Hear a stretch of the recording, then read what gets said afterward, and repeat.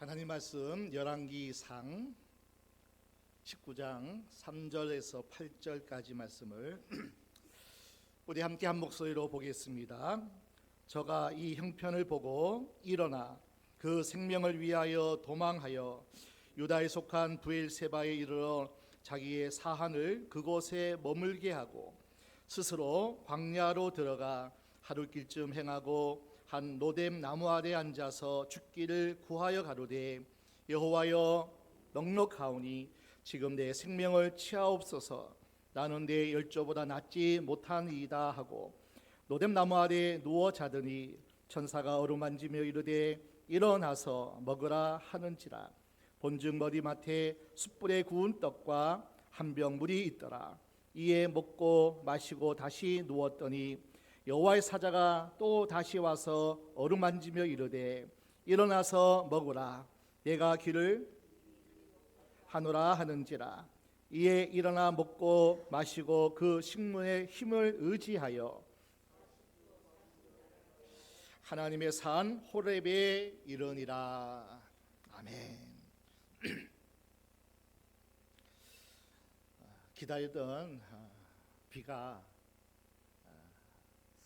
중부지방의 하나이지만은 참 고마운 비, 기다렸던 비일 겁니다. 봄을 재촉하는 비가 오듯이 우리 안에도 성령의 단비가 촉촉히 내려서 그리스도의 계절이, 그리스도의 주님의 나라가 온 땅에, 그리고 특별히 우리와 관계된 모든 것에 충만히 촉촉히 젖어서 하나님 나라 의와 평강과 희라, 온누리 또 하나님을 사랑하는 모든 이들에게 이 성령의 단비가 충만히 임하시기를 주의 이름으로 축원합니다. 지난 한 주간은 참 바쁜 온 나라 또 대통령 선거가 있었고 새로운 대통령이 선출되었습니다. 참 많은 기록이 생겼다고 합니다. 최소 차이의 선거다. 또 최대 득표를 한 선거래요. 역대 박근혜나 또 문재인 선출될 때보다도 더 많은 표를 얻어서 지금까지 대통령 가운데 제일 많은 표를 얻었다. 그 다음이 2위가 역대 대통령 중에 선출 중에 두 번째래요. 그만큼 많은 표를 얻었지만은 승부가 갈렸던 그런 선거였고요. 국회의원 영선 한 번도 해보지 않았던 사람이 최초로 됐다는 거예요. 비호감 선거는 말할 것도 없고요. 사전 투표율 최대 선거 그러한 기록들이 있습니다. 그러나 안타까운 것은 진영 대결, 포퓰리즘 너무나 난무했던 선거가 지나갔습니다. 상대 약점을 들추어서 끈질기게 물고 늘어지는 전략만 보였던 선거입니다.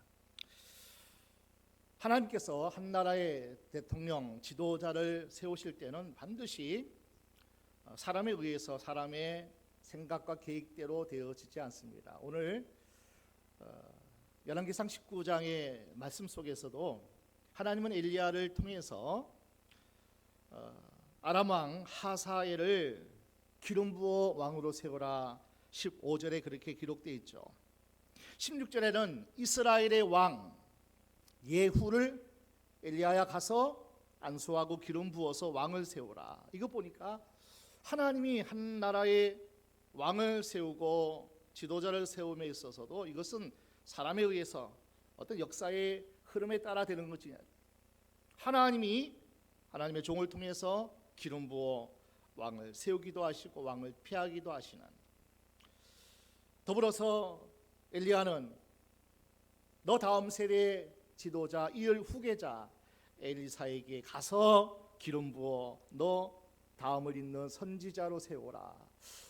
그런 하나님이 하나님의 종을 세우고 한 나라의 왕과 대통령을 지도자를 세움에 있어서도 하나님이 하신다는 거예요. 지도자의 언어는 대단히 중요합니다. 사람의 인격, 사람의 품성은 보여지지 않습니다. 그러나 눈에 보이는 품성이 있습니다. 그게 바로 언어라고 하는 겁니다. 그 말을 보면, 말씨를 보면 그 사람의 품성과 인격이 녹아져 있다는 겁니다. 이제 대통령이 선출되었으니, 하나님이 세우셨으니 5년간 이 나라 안정되게, 어렵고 위기 가운데 있던 코로나 이때를 잘 극복하고 이겨내기 위해서 또 기도하고, 또 우리가 함께 또 나라의 여러 가지 정치, 경제 모든 분야에 하나님의 은혜가 함께하기 위해서 기도해야 될 줄로 압니다. 여러분, 승자도 있고 패자도 있습니다. 모두가 다 승리만 생각합니다. 기대합니다. 그러나 이런 얘기했어요. 패자가 될 준비를 해야 된다는 거예요. 누구든 질 수 있어요. 누구든 패할 수 있어요. 누구든지 넘어질 수 있어요. 그러나 다 잘 나가고 이기고 다 그것을 목표로 하지만은, 그러나 또 한편으로는 패자가 되고 넘어질 그런 상황도 준비해야 된다. 그게 참 지혜로운 사람이라는 겁니다. 사진 한 장을 보여드리겠습니다.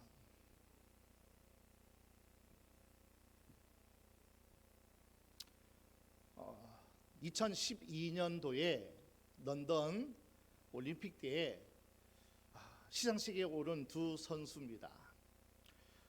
한 사람이 우리 나라 선수고 또 한 사람이 일본 선수입니다. 표정이 좀 너무나 다르죠? 유도는 동메달이 2개예요. 패자 부활전으로 올라온 선수가 동메달을 딸 수 있고요. 그냥 계속 올라가서 4강에서 또 떨어지고 결도 붙어서 이제 동메달 딸 수 있어요. 두 사람이 다 똑같이 동메달입니다. 우리나라 선수가 그 이름이 조준호라는 유도 선수입니다. 떠들썩했습니다. 여러분 기억할지 모르지만은 10년 전에 금메달을 놓쳤는데 너무나 안타깝게, 너무나 속상하게 베이징 올림픽보다도 너무나 편파 판정에 의해서 8강에서 세 사람이 심판을 보거든요. 세 사람이 3대 0으로 우리 조준호 선수를 승리케 했어요. 이겼다 그렇게 판정을 내렸어요. 그래서 손을 올리는 그 순간에 심판위원장이 막 부르는 거예요. 그러면서 몇 마디 뭐 이렇게 주고받더니만 결과를 조준호가 3대 0으로 이겼는데 8강에 붙은 두 선수예요. 일본 선수가 갑자기 3대 0으로 이겼다고 이렇게 번복을 해가지고 온 나라가 속상해하고 힘들어했던 그런 어떤 시간입니다. 그래서 조준호 선수는 패자 부활전에서 오르고 올라서 최고의 그냥 그 올라갈 수 있는 자리가 동메달까지거든요. 그래서 동메달을 따가지고 조준호 선수는 저렇게 한박 웃음으로, 일본 선수입니다. 저 선수가 일본 선수인데 에비누마 마사시라는 선수인데 같은 동메달인데도 기뻐하지 않고 8강에 둘이 싸워서 이렇게 심판의 판정 번복으로 그렇게 승자가 됐는데, 유도 경기 역사상 결론을 내린 후에 바뀐 적은 없었다고 합니다. 뒤집혀진 거죠. 그런데 조준호 선수가 에세이집을 하나 이렇게 냈습니다. 잘 넘어지는 연습. 책에서 넘어지지 않는 것보다도 중요한 것은 넘어진 후에 다시 일어나는 법을 아는 것. 넘어진 후에 다시 일어서는 법을 아는 것, 이것이 인생이고 모든 것에 다 적용된다는 거예요. 그래서 유도에서 제일 먼저 가르치는 것이 넘어지는 연습부터 한다는 거예요. 계속 넘어지는 연습. 잘 이기기 전에 잘 넘어지는 법을 연습한다는 거예요. 그래서 계속 매트를 그냥 혼자서 넘어지는, 어떻게 하면 잘 넘어질까, 어떻게 하면 잘 쓰러질까, 상대방이 내어 꽂아도 어떻게 하면 잘 점수가 나지 않게 어떻게 잘 넘어질까? 넘어지는 연습부터 한다는 것이 유도의 그런 어떤 훈련이라는 겁니다. 그래야 넘어지더라도 다시 일어나 이길 수가 있다는 겁니다. 여러분, 사업에서도 크게 성공하는 사람은 넘어져도 실패해도 또 이길 수가 있는 사람, 크게 성공한다는 거예요. 신앙생활 하다가도 넘어질 때가 있습니다. 넘어져 너무 오래 있으면 신앙이 병듭니다. 벌떡 일어나는 법을 배워야 됩니다. 그래서 신앙의 고수, 믿음의 고수는 어떤지 아세요? 넘어져요, 실패해요, 낙심해요, 주저앉아요. 뭐 하나님이 계셔 그렇게 할 수 있어요. 그러나 신앙의 믿음의 고수는 뭐냐면 빨리 제자리로 돌아오는 거예요. 넘어질 수 있어요, 하나님을 떠날 수 있어요. 그러나 빨리 돌아오는 거예요. 오늘 낙심해도 빨리 일주일 안 가고 한 달 안 가고 빨리 하나님의 은혜의 자리 앞으로 나오는 것, 이게 신앙의 실력자고 고수입니다. 벌떡 일어서는 법을 배워야 돼요. 여러분, 한 번 넘어졌다고 영원한 패배자가 아니라는 겁니다. 넘어지면 일어나면 됩니다. 누구나 쓰러질 수 있습니다. 누구나 넘어질 수 있습니다. 누구나 탈진하고 전혀 소생할 수 없는, 가망이 없는 그러한 상태에 이를 수도 있습니다. 누구나 우울증에 시달릴 수 있습니다. 누구나 낙심할 수 있습니다. 누구나 한 번쯤 포기하고 싶을 때가 다 있어요. 그래서 어떤 시인은 이렇게 얘기합니다. 이 땅에 태어난 우리 가운데 상처 없는 사람이 어디 있으랴. 도종환 시인은 이런 얘기를 합니다. 흔들지 않고 피는 꽃이 어디 있더냐. 바람에 흔들리면 흔들릴수록 더 예쁜 꽃을 피는, 바람 없이 풍파 없이 피는 꽃 없다는 거예요. 박지성 선수도 그렇죠. 김연아 선수도 그렇죠. 스포츠 선수도 마찬가지라는 거예요. 실패하고 또 안 되고 넘어져도, 김연아 선수는 제일 넘어지는데 1등 하려면 나는 나만큼 넘어진 사람이 없다는 거예요.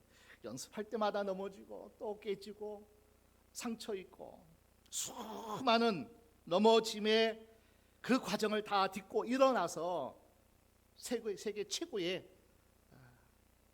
그런 정말 모든 사람이 존경할 만한 그런 승리자가, 성공자가 된다는 거예요. 자, 오늘 본문은 가장 어두웠던 시대에 가장 탁월한 하나님의 종 선지자가 하나님이 세우셨습니다. 그가 엘리야입니다.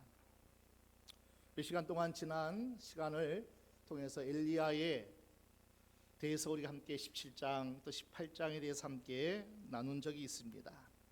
갈멜산 제단에서 불을 내려 제단을 사르고, 그리고 하나님이 진정 참신이신 여호와 하나님임을 증명해 냈습니다. 하늘 문을 닫고 3년 6개월 동안 비가 오지 않았으나 또다시 기도할 때 비가 내리는 놀라운 역사 우리가 다 살펴보았습니다. 그런 엘리야가 18장까지 당당히 승리하던 그가 오늘 19장에 와서는 나무 밑에 쓰러져 있다가 지쳐 탄식하고 탈진하고 쓰러져 죽겠다고 때렸습니다. 참 이해할 수 없는 그 모습 아닙니까? 얼마나 웃기는 얘기입니까? 엘리야는 넘어지면 안 되는데, 쓰러지면 안 돼, 실패하면 안 되는데 19장에 와서는 탈진되어서 지쳐서 우울증이 생겼는지 죽여달라는 거예요. 오늘 19장 1절 2절 보니까 바알 선자, 세라 선자 850명이 다 죽었다는 소식을 듣고 아합이 이세벨에게 알렸더니만 이세벨이 왕후잖아요. 사신을 보냈습니다. 너도 네가 죽인 그 선지자들처럼 너를 죽이겠다. 막 이세벨이 엘리야를 죽이겠다는 거예요. 여러분 정말 죽이고 싶은 마음이 있었다면 통보할 게 뭐 있겠어요? 특공대를 보내가지고 죽이면 되죠. 뭐 죽인다고 뭐 사신 보내고 뭐 참 우스운 얘기 아니에요? 자, 엘리야도 마찬가지예요. 죽여달라고 뭐 떼쓸 게 뭐 있어요? 그냥 이세벨에게 잡혀가지고 그냥 죽으면 되죠. 왜 도망가요? 한 사람은 죽일 자신도 없으면서 내가 내일 너 죽이겠다고 합니다. 또 한 사람은 죽을 마음도 없으면서 죽여달라고 하나님 앞에 때렸습니다. 여러분 이게 인간이에요. 누구나의 내면엔 모순된 두 본능이 자리 잡고 있다는 겁니다. 살고 싶은 본능이 있고요. 조금만이라도 힘들면 죽고 싶다. 다 내려놓고 싶다. 이 인간의 본능이라는 거예요. 극한 상황에서는요, 막 살고 싶은 본능이 사람들에게 다 있죠. 그러나 힘들면 다 내려놓고 죽고 싶다는 또 그 본능도 우리 안에서 끊임없이 갈등한다는 거예요. 강한 것 같지만 한없는 연약한 것이 인간이라는 거예요.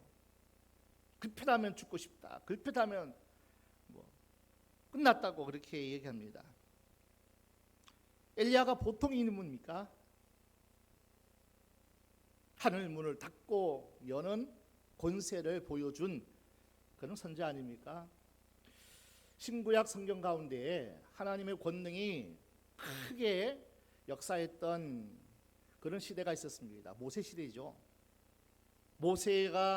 모세를 통해 하나님의 권능이 너무나 놀랍게 나타났잖아요. 10가지 재앙, 홍해를 가르고 만나를 내리고 반석을 쳐서 물이 터지고 만나와 메추라기 뭐 여러 가지 이 놀라운 하나님의 엄청난 이적과 기사가 일어났던 시기가 모세 시대입니다. 그리고 엘리야 시대 때 엘리사 시대 때가 많은 권능이 하나님의 권능이 나타났던 시대입니다. 그리고 또 한 가지 꼽는다면은 예수님 시대에 예수님이 행하신 기적은 물론하고 예수님의 제자들도 12제자와 더불어서 또 바울 같은 그런 사도들도 놀라운 하나님의 권능이 기적과 표적과 병고침과 귀신 떠나가고 놀라운 역사가 죽은 자로 살렸던 베드로의 권능도 하나님이 행하신 권능 아닙니까? 이 엘리야가 하나님의 권능이 너무나 많이 일어났던 그렇게 통로가 되었던 엘리야 열왕기상 18장 22절에 또 19장 10절에 이렇게 이야기를 합니다. 나만 홀로 남았다. 죽고 싶다. 아무도 없다는 거예요. 나만 홀로 남았다. 19장 10절에 오직 나만 홀로 남았다. 그렇게 이야기를 합니다. 여러분 문득 이 말이 우리의 고백의 순간들이 우리에게 있지 않았나요? 나만 홀로 남은 것 같은 그런 어떤 처지가 형편이 우리가 그런 시절 또 그러한 시간도 우리가 보냈을 만합니다. 오늘날 갑자기 내게만 문제가 많은 것처럼 느껴져요. 문제 있는 사람 나밖에 없어. 외로운 사람 나밖에 없어. 몸 약하고 아픈 사람 나밖에 없어. 어려움이 첩첩산중으로 다가오는 사람 나밖에 없어. 나만 불행하고 나만 힘든 것처럼 느껴질 때가 있다니까요.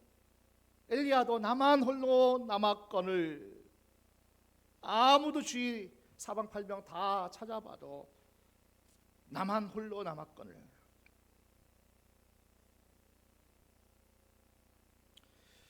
자, 19장 3절 한번 다시 보겠습니다. 19장 3절. 저가 이 형편을 보고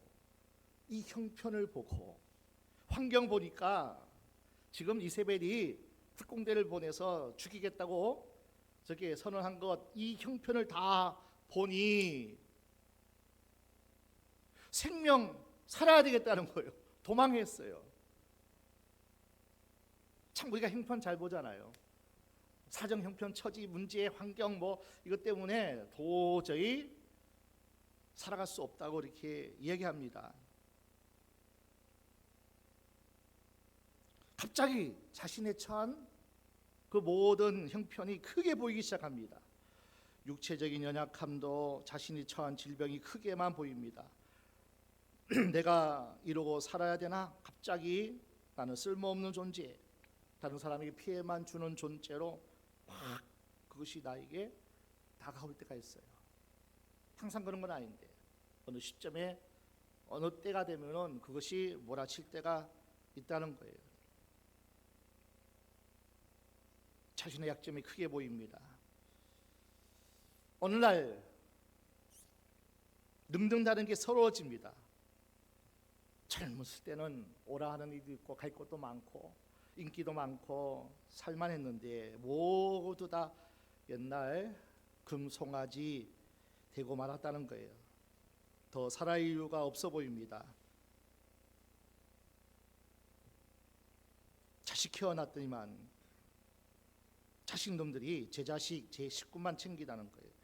나는 그놈들 키우느라고 빈털털이 인생 되었는데 부모에게 전화 한 통도 없다고 막 그렇게 그냥 또 힘들어하고 아파하고 뭐 나이가 들고 오면은 또 그러한 시간도 우리에게 찾아오기도 한답니다. 오직 나만 남았거늘. 어느 날 갑자기 엘리야의 마음이 100번 이해가 되잖아요. 자기가 처한 어려운 형편이 크게 보이잖아요. 내가 처한 형편이 나쁘게만 보입니다. 비관적으로만 보일 때가 있어요. 항상 그런 건 아니지만은 그것이 엄습해 오면요, 우리도 똑같습니다. 나무 그늘 아래에서 나만 홀로 남았거늘. 주여, 차라리 생명을 거두어 주세요. 차라리 하나님 나 불러주세요.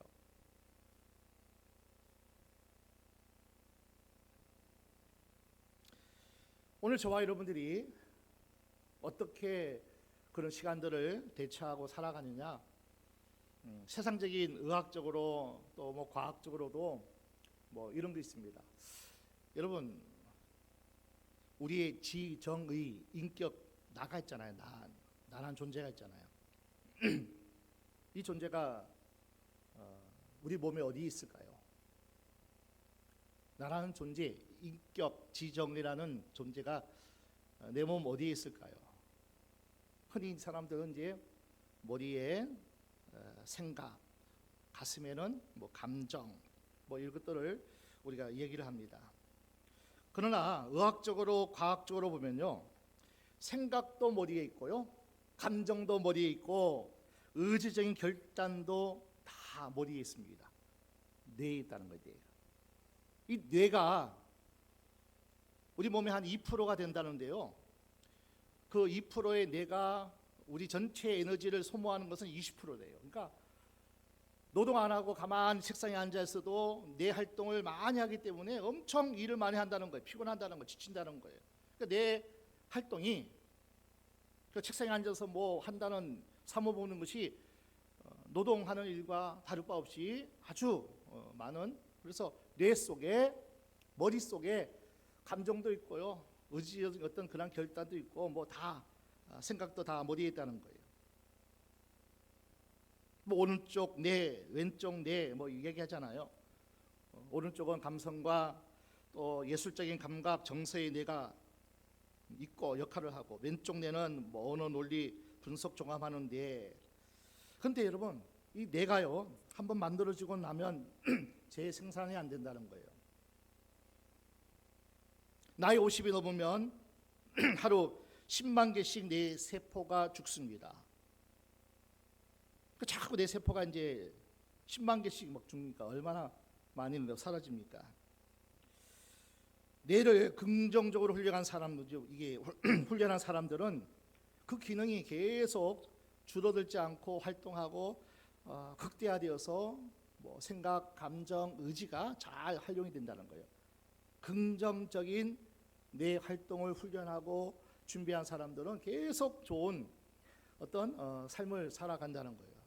부정적인 훈련을 한 사람들은 나이가 들면 들수록 내 기능이 엉망진창이 될 수 있다는 거예요. 그래서 남을 미워하는 사람, 갈등 관계에 있는 사람, 어려움이 있을 때, 분노가 있을 때 탁탁 쏘아내고 참아내지 못하는 사람, 이건 부정적인 내 훈련을 계속한다는 거예요. 그래서 50이 넘으면요 점점점 엉망진창이 된대요. 내 훈련을 잘하고 긍정적으로 하는 사람하고 그렇지 못한 사람은 나이가 들면 들수록 자꾸 달라진다는 거예요. 그러나 크게 웃는 사람들, 감사하는 사람들, 찬양하는 사람들, 기뻐하는 사람들, 긍정적인 생각을 하고 다른 사람들과 함께 좋은 관계 속에 사는 사람들은 내가 긍정적으로 훈련돼 가지고요 점점 삶에 안정되어지고 더 좋은 어떤 삶을 영위할 수 있다는 거예요. 그래서 우리가 살아가면서 얼마나 부정적이고 상처와 아픔과 또 뭐 이런 모든 것들이 계속 분노가 일어나고 하면은 그 사람 노년이 행복할 수가 없어요. 그러나 우리가 기도하면서 말씀에 의지해서 기도하면서 찬양하고 기뻐하고 하나님 은혜 안에 우리가 늘 거하면요 좋아질 수밖에 없어요. 아멘. 내가 점점 나이가 들어가면 들어갈수록 활성화되어지고 좋게 되어진다는 거예요. 그래서 몸 움직임도 운동도 활동도 잘해야 되고요. 더욱이 내가 긍정적인 훈련을 할 수 있도록 좋은 마음 먹어야 된다는 거예요. 편한 마음 먹어야 된다는 거예요. 특히 예수 잘 믿으면요 교회 생활, 예배 생활 잘하면 사람과의 관계 속에서 잘 융화되어서 잘 살아가면 그 노년이요 좋고 또 우리에게 축복된 삶을 또 우리에게 허락된다는 겁니다. 갈멜산의 영웅이 비겁한 도망자가 되었습니다. 여호와 신앙의 재건자로 모든 사람에게 선망이 되고 기대를 모았던 그 선자가 모든 백성을 실망시켰어요. 탈진 상태에서 혼자 쓰러져 누워 있습니다. 여러분, 엘리야와 같은 사람이 쓰러질 수 있다면 저와 우리 같은 사람들은 이 험한 세상을 어떻게 살아야 되는가 참 낙담이 되어져요. 엘리야 같은 사람도 실패했다면, 쓰러지고 탈진하여 주저앉아 있다면 우리 같은 사람은 어떨까? 본문의 메시지는 간단합니다. 누구나 쓰러질 수 있다. 어떤 인생도 실패할 수 있다. 그러나 쓰러지면 일어나면 된다는 거예요. 아멘. 아멘. 누구나 쓰러질 수 있어요. 그러나 쓰러지면 어떻게 하면 돼요? 일어나면 돼요. 아멘. 왜 쓰러진 채로 주저앉은 채로 낙담의 자리에서 왜 머물고 있냐는 거예요. 쓰러질 수 있어요. 실패할 수 있어요. 그러나 일어나면 돼요. 옆에서 일으킬 때, 손 내밀 때 같이 일어나면 돼요.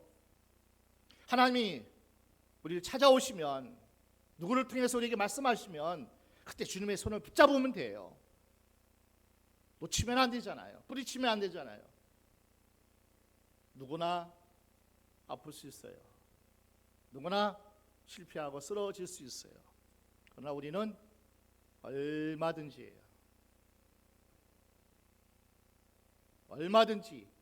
하나님의 은혜 안에서 우리는 일어날 수 있다는 겁니다.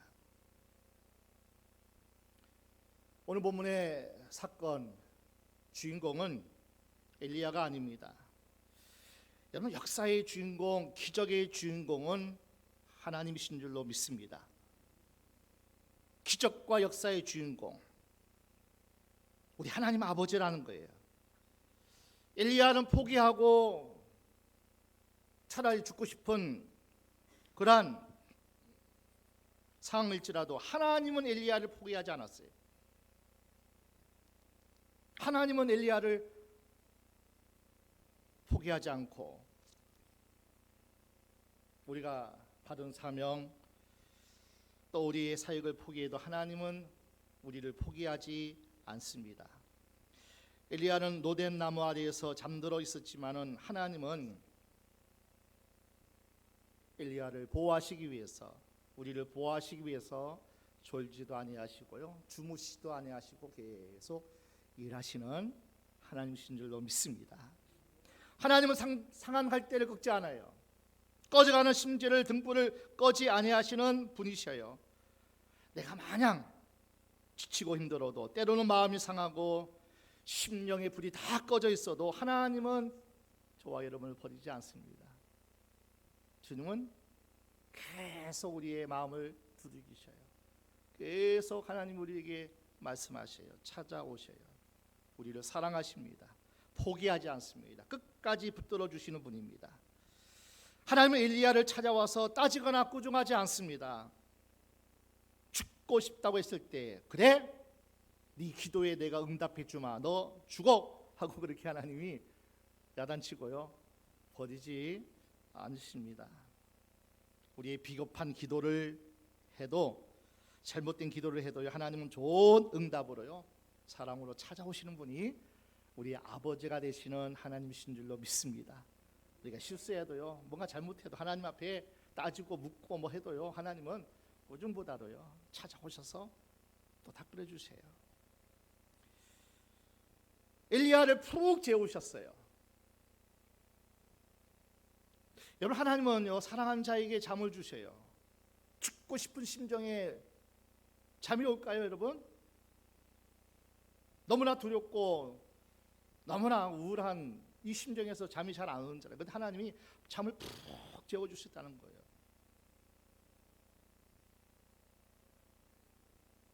하나님이 주신 삶을 즐기는 방법 가운데 하나가 뭐냐면 잠을 잘 자는 거예요. 또 잠을 즐길 줄도 아셔야 돼요.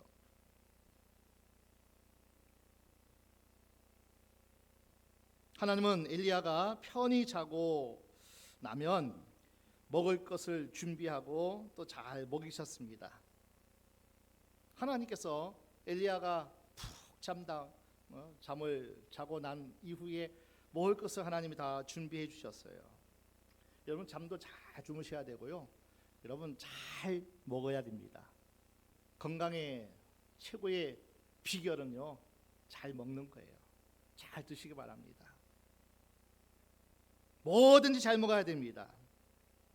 영적인 양식도, 하나님의 말씀도 잘 먹고, 좀 단단하면 또 씹고 또 고민도 하고 묵상도 하면서 어떻게든지 영적인 양식도 잘 소화시키고 잘 먹어야 됩니다. 그래서 우리는 육신을 가지고 있습니다. 또 우리는 영혼의 존재잖아요. 그래서 우리는 먹는 것도 중요합니다.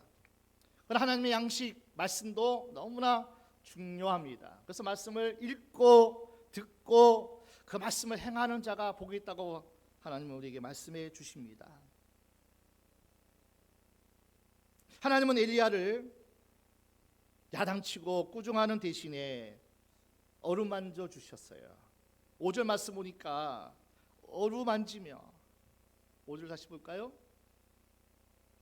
노된 나무 아래 누워 자더니 천사가 어루만지며 일어나서 먹으라 하는지라. 7절, 여호와의 사자가 또 다시 와서 어루만지며 이르되 일어나서 먹으라. 어루만져 주시는 하나님이셔요. 푹 잠을 잘 자게 그렇게 하나님이 또 사랑해 주셨고, 일어나서 입맛 돌게 하시고 잘 먹게도 하셨고, 그리고 늘 토닥토닥 안아주시고 어루만져 주시고, 너 내가 사랑하는 존재야. 육신을 입고 사는, 또 사명을 감당하는 동안 힘들고 지치고 피곤할지라도 너는 내 사랑하는 종이야. 토닥 끌어주고 너 힘내.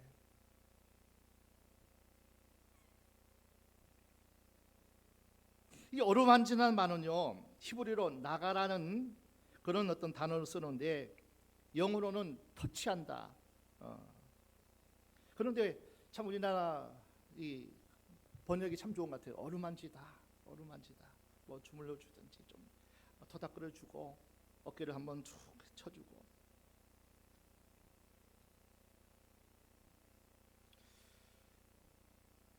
실제 말씀 보니까 계속적으로 너는 내 갈 길이 멀기 때문에 너 잘 먹고 힘내서 또 내가 너에게 또 힘을 줄 테니까 너에게 받은 사명 잘 감당해라. 이번에 엘리야를 호렙산으로 인도하십니다. 이 호렙산이 어떤 산입니까? 하나님께서 이스라엘 백성들을 만나 주시던 산입니다. 다른 말로 신의 산이라고도 합니다. 떨기나무 불꽃 가운데서 하나님이 모세를 만났던 장소이기도 합니다.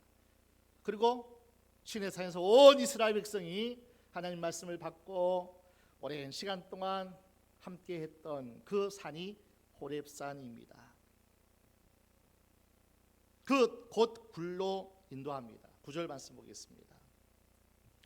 엘리야가 그곳 굴에 들어가 거기서 유하더니 여호와의 말씀이 저에게 임하여 이르시되 엘리야가 내가 어찌하여 여기 있느냐. 그곳 굴에 그곳 굴이라 했는데요. 그 산, 그 굴, 정관사가 붙어 있는데요.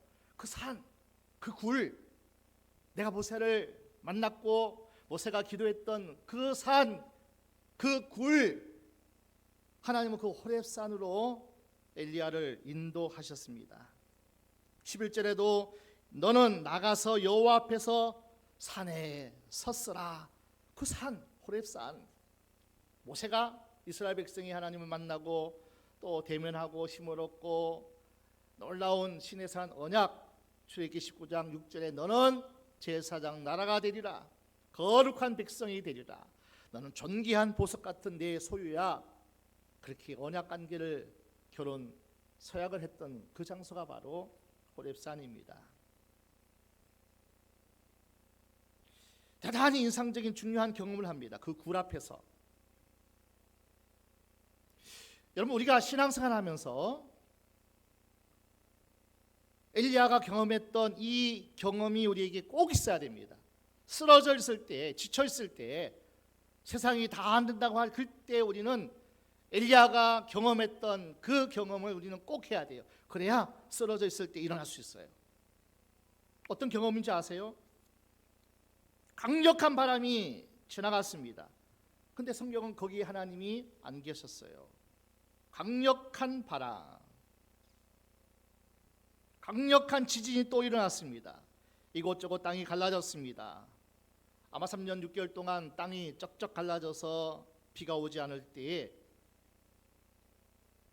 하나님은 땅을 만들기도 하고 땅을 가르기도 하고 땅을 부수기도 하는 분임을 깨닫게 하는 강한 지진이 지나갔습니다. 세 번째는 강력한 불이 지나갑니다. 하늘에서 불이 떨어져서 갈멜산 제단을 다 불사르고 태웠던 그 하나님이 지나가셨던 것 같아요. 엘리야가 지금까지 나라를 위해서, 백성들을 위해서, 또 하나님의 신앙을 위해서 우상 숭배들과 맞서 싸웠습니다. 그 가운데 만나야 하나님을 제대로 만나지 못하고 일어나 탈진한, 쓰러져 있는, 우울증에 빠져들었던 엘리야를 보십시오. 강력한 성령의 바람으로 권능을 행했습니다.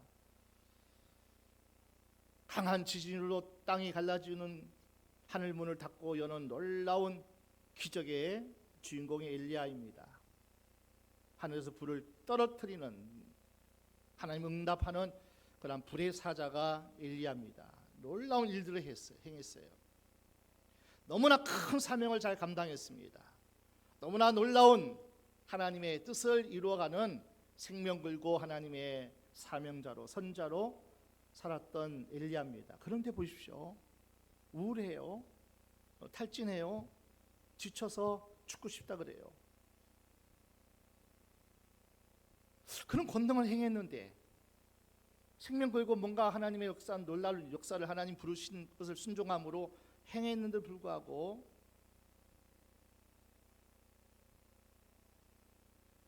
하나님을 제대로 깊이 만나지 못하고 우울증에 빠져있는 엘리야의 모습을 보게 됩니다. 불이 지나가고 바람이 지나가고 강한 지진이 일어나고 난 후에 거기 하나님이 계시지 않았어요. 그 다음에 세미한 음성이 엘리야에게 들려집니다. 이 세미한 소리라는 것이 때마마 다카라는 히브리어인데요, 개인적으로 하나님이 지극히 개인적으로 1대1로 단독자로 나를 만나 주시는 그 말씀, 세미한 소리, 온 백성 앞에서, 왕 앞에서, 갈멜산에서 모든 사람 지켜보는 가운데 그렇게 능력 행했던 그 엘리야가 아니라 개인적으로 하나님과 친밀하게 깊게 만나는 시간이 세미한 소리, 하나님이 다가오시고 말씀하시고 하나님이 우리에게 은혜 주시는 그 개인적인 하나님 만나는 시간이 우리에게 꼭 있어야 된다는 거예요. 이거 없으면요 지쳐 쓰러져요. 이거 없으면은 권능을 행하고 사역을 감당하고 어떤 일을 행하는지 기적을 일으킨다 할지라도 쓰러져요. 지쳐 탈진하고 우울하고 실패자가 된다는 거예요. 끊임없이 하나님의 종들은, 하나님의 사람들은, 하나님의 뜻을 이루어가는 사명자들은 우리 가정을 맡겨주셨든지 영혼을 맡겨주셨든지 내가 받은 그 사명을 감당하기 위해서는 세미한 소리, 때마마락 사카가 있어야 된다는 거예요. 세미한 음성을 듣는 하나님과 깊은 교제를 나누는 그런 시간이 없다면 우리는 지쳐 쓰러질 수밖에 없다는 거예요. 때마마 다카, 하나님의 따뜻한 손길을 경험하고 살아야 된다는 겁니다.